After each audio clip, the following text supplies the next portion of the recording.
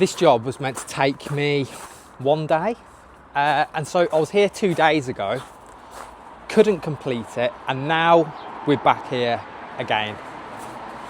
At this point, I've not had the best start in this project. Before I arrived, all of the tiles kept arriving smashed. It took 4 deliveries to get them all here in one piece. And then I managed to prime all of the paint work, and then I had to shoot off for a family emergency. So this is the kitchen area that we're tiling. They are the lovely green mosaics that are going to be going on there. Now, there's a thing that's a little bit sketchy with this, is that it's really hard to set these out to make sure that they're landing equally each side, because actually the length of this isn't the same, so we've got to do one or the other. As well, last time I was here, I actually focused on a fireplace that I've almost finished, and so I'm going to show you guys that a little bit later on. These tiles need to be cut on a wet cutter. Because they're so small, they'll end up chipping and it'll look really bad, and there's no trim going on the sides of these tiles.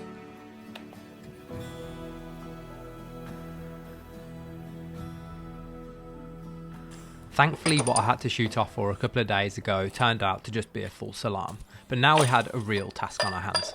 Before I arrived, my customers were absolutely adamant that they didn't want any trim on the sides of these tiles. So when it comes down to cutting the tiles a little bit later, which by the way was extremely awkward, it would mean that we can't use trim to cover up those horrible rough edges. Another huge decision that I had to make, which I'm still not sure whether I'm happy with my choice or not now, is whether to centre the whole wall or whether I should have centred in between the hob area. This is something that I'm going to cover in a little bit more detail later once I can explain it with the visuals on screen.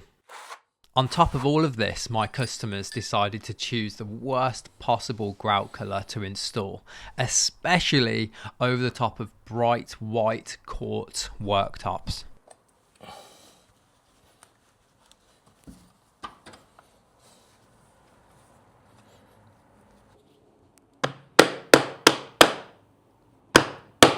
As with any tile installation, it's super important to get that first row nice and level. So I'm using my green laser level and I'm using my grout float to try and knock it down so that it's bang on the line. Something I had to try and make sure didn't bite me on my butt with this is that on each mosaic sheet there's 36 tiny little tiles, and so when you find one with a chip, it's better to just cut that row off, and then you also cut it off the rows above it rather than having to replace the individual tiles. Not doing this correctly is something that could end up being devastating with the job, because if you leave chipped tiles and you get to the end of the job and you grout it and then you spot it at the end once all the adhesive has gone off, or even worse, if the customer spots it once you're gone, then you're in trouble, because then you're having to come back and start trying to smash these tiny little tiles out without damaging anything else around it. So it's best to just scour those mosaics before you install them and make sure that everything is okay.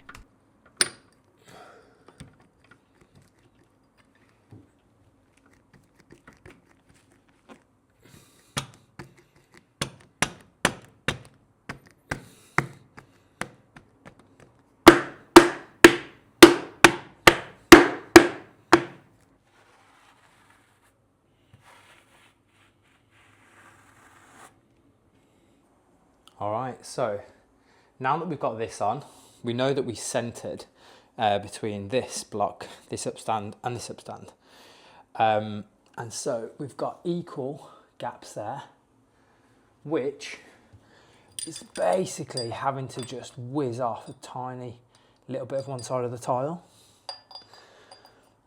I'm going to come up another level, and then once we're up to where we need to be to know where we have to get the cuts into the top, then we're going to start getting some of the bottom cuts in and start cutting everything in. Again, because of all of the individual tiles, you've got all of the individual grout joints, which is a lot.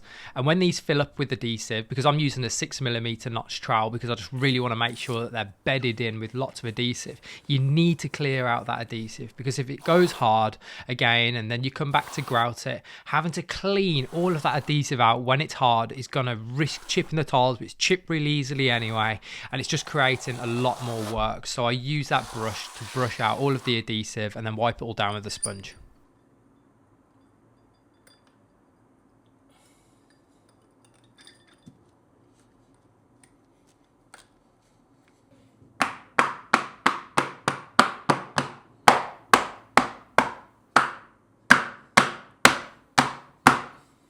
Although installing these mosaic sheets is really pleasant, it's not difficult having to put them on the wall and tap them in, I know what is coming. And of course, whenever you're working into objects like this extractor hood, I know that I'm going to have to cut them, which I equally know is going to be an absolute nightmare.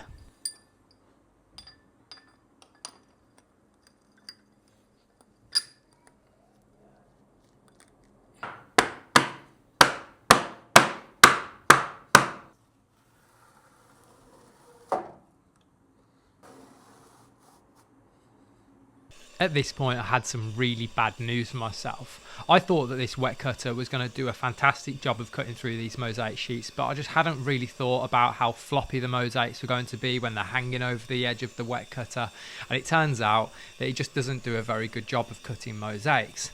Now, the good news is that this wasn't the only tool that I bought. I had a plan B, which was painful in its own sense, but a little bit better.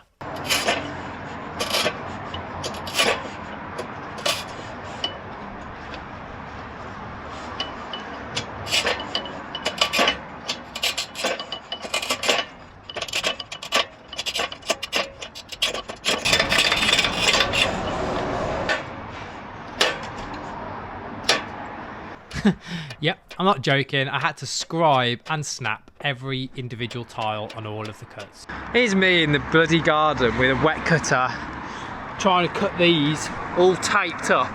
I thought, you know what, I am just going to try it. I didn't think it was going to work very well. Boom. Fine. Wet cutter, we're still going to need to do some of the little side cuts, but we definitely don't need to cut all the mosaics of them, thank God. At this point, I was so grateful that I'd packed a plan B, but then this happened.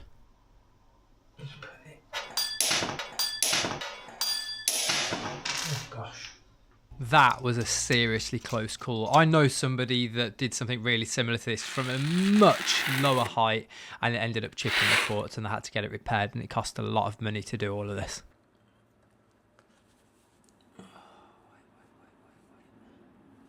Now this is only a little bit of a muddle, but I basically stuck on a little sheet of mosaics which I thought was the right size, but it wasn't. This was just an offcut. So then I got the correct bit and stuck those on instead.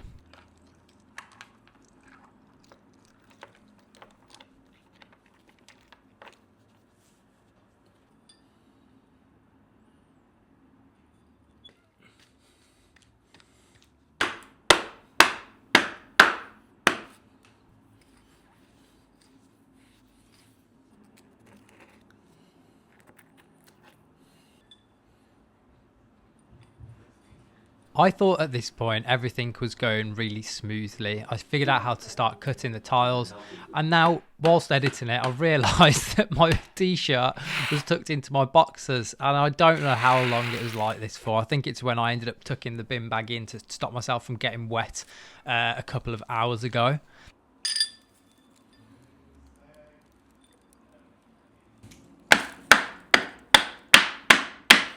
I got you told.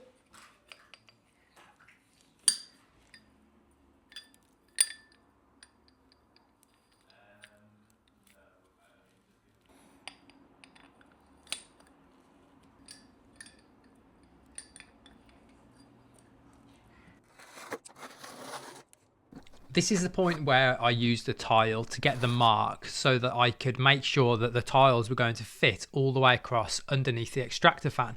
You could use a tape measure, but I used this eventually to line them all up on the floor, draw a line across all of the sheets so that I could go out and cut them all at once.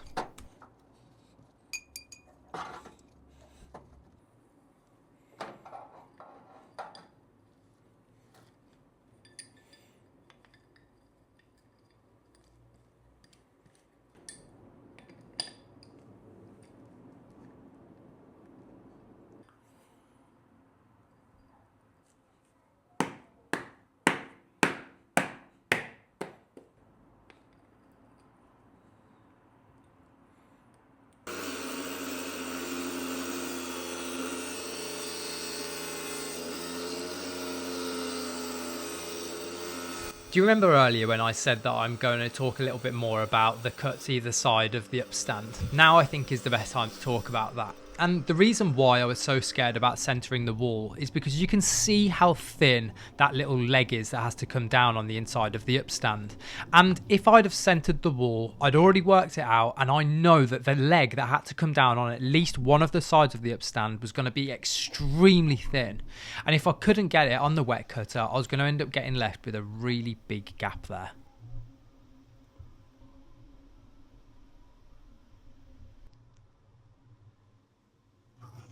Blimey, that was more work than I thought it was going to be.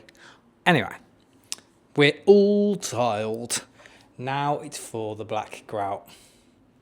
It's so wet outside, guys, as well. Any cuts I've been doing, it's just been raining. So it's going to be nice to get all the cutting stuff away, start having a little bit of a tidy up, get the bulk of everything away, and then I can come in, have one last clean down, knock up some grout, and get it finished.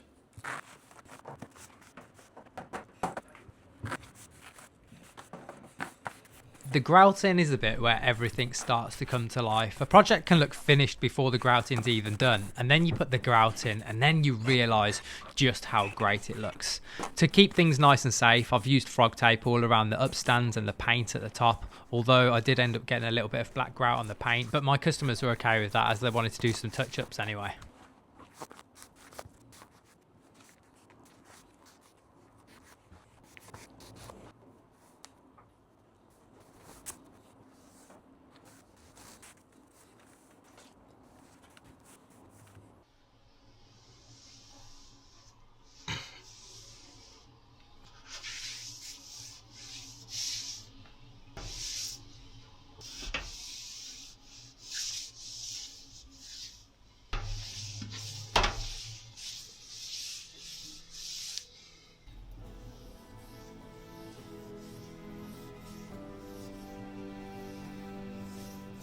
I would say there's been quite a lot of ups and downs throughout this project, but overall it's all started to come together. Now the thing is with black grout, it's not necessarily the applying it, it's how many times you have to wash it down and keep emptying the water. And I said that I'd show you the fireplace, and this is the finished product of that. I was literally running back and forth from both sides of the house to do the kitchen and back to the fireplace, emptying the water and back again. But this is about 3 washes later, and it turned out really nicely, as did the kitchen splashback. If you have enjoyed this project, don't forget to hit that like button, and if you want to see more videos like this, hit the subscribe button as well. I'll see you guys on the next one.